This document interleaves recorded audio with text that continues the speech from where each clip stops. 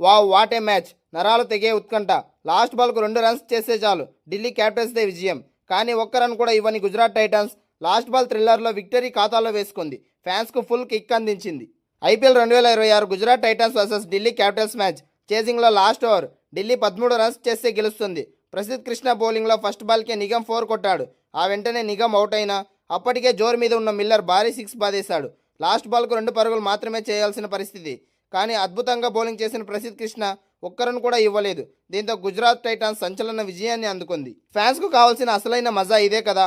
ఉత్కంఠంతో ఊపేసిన పోరులో బుధవారం రాత్రి ఢిల్లీ క్యాపిటల్స్పై గుజరాత్ టైటాన్స్ ఒక్క రన్ తేడాతో గెలిచింది. ఫస్ట్ బ్యాటింగ్ చేసిన గుజరాత్ టైటాన్స్ 20 ఓవర్లలో 4 వికెట్ల నష్టానికి 210 పరుగులు చేసింది. చేజింగ్లో ఢిల్లీ క్యాపిటల్స్ 8 వికెట్లు కోల్పోయి కేవలం 209 రన్స్ మాత్రమే చేయగలిగింది.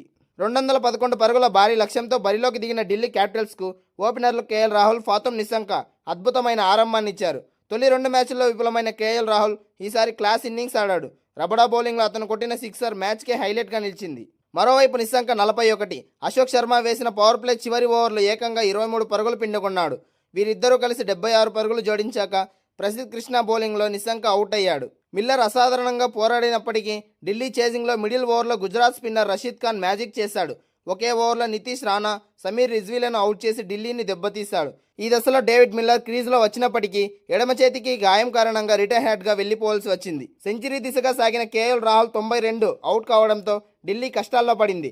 అయితే మళ్లీ బ్యాటింగ్కు వచ్చిన మిల్లర్ సిరాజ్ వేసిన 19 ఓవర్లో 23 పరుగులు బాది మ్యాచ్ను మలుపు తిప్పాడు.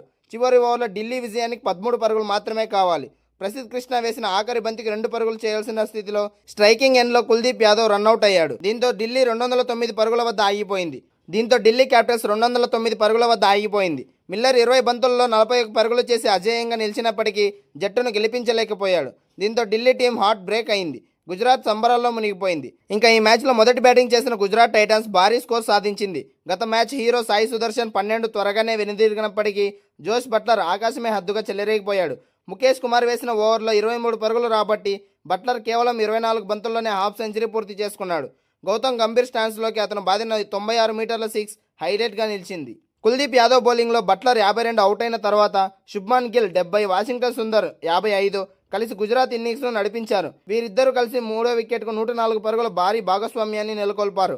గిల్ తనదైన శైలిలో భిన్నంగా కుల్దీప్ ఓవర్లో 17 పరుగులు రాబట్టి దూకుడుగా ప్రదర్శించాడు. సుందర్ ఐపీఎల్లో తన తొలి అర్ధశతకాన్ని నమోదు చేసుకున్నాడు.